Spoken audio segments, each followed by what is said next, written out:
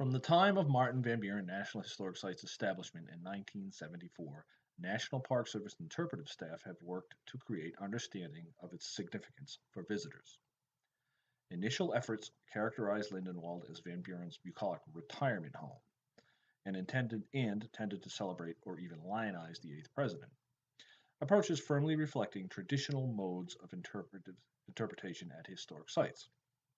But as interpretation at the site evolved, the staff recognized that the primary achievements of Van Buren's political career reached well beyond his presidential term, opening the doors to broader discussion of issues such as slavery and the approaching Civil War, and to acknowledging the significance of Van Buren's agricultural estate as a property that reflected and shaped the lives of various family members, workers, servants, and neighbors.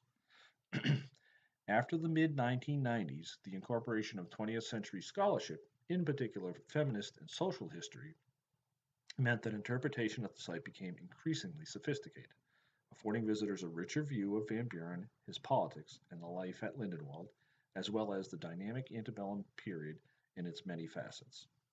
Early interpretive efforts in Kinderhook had been consistent with other NPS sites and indeed with most historic house museums at the time, focused on the proverbial great white man with an initial interpretive plan for Lindenwald completed in 1985 put forth primary themes celebrating Van Buren's presidential political career while asserting that the site did not illustrate Van Buren's public service but rather his retirement years, his lifestyle, and personality. The Lindenwald Mansion, considered the park's most important resource, presented a challenge. How could Lindenwald be utilized to convey issues key to understanding Van Buren's political career and antebellum history generally? This paradox was overcome over the next decade and a half by broadening the scope of interpretation using historical scholarship. For example, park staff responded to feminist historical scholarship in the mid-1980s to tell an in-depth story of the domestic servants at Lindenwald. This experiment made it apparent that it was, in fact, impossible to understand Martin Van Buren, Lindenwald, or antebellum politics without incorporating the history of women, as well as the array of individuals of all classes and races into the story told by park interpreters. By the mid-1990s, ongoing reflection and review of scholarship and interpretive techniques by park staff resulted in a new interpretive planning effort.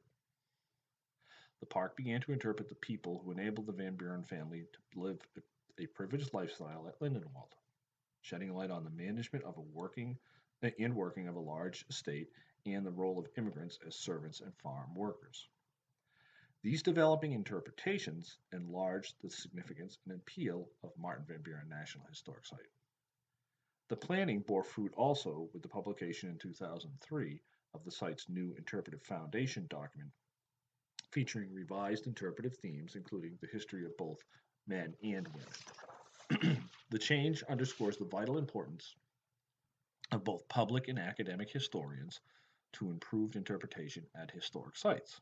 Without the work of numerous feminists and socialist historians over the past 40 years, as well as engaged public history practitioners, the interpretation at a site such as Martin Van Buren National Historic Site would languish into nostalgia. A more in-depth discussion of the process of reinterpreting Lindenwald can be found in the book Voices from the Backstairs by historian Jennifer Putz. The book is a comprehensive look at interpreting servants' lives in historic house museums. Chapter 2 concerns the interpretation of domestic servants, while pages 34 through 36 detail the activity at Lindenwald.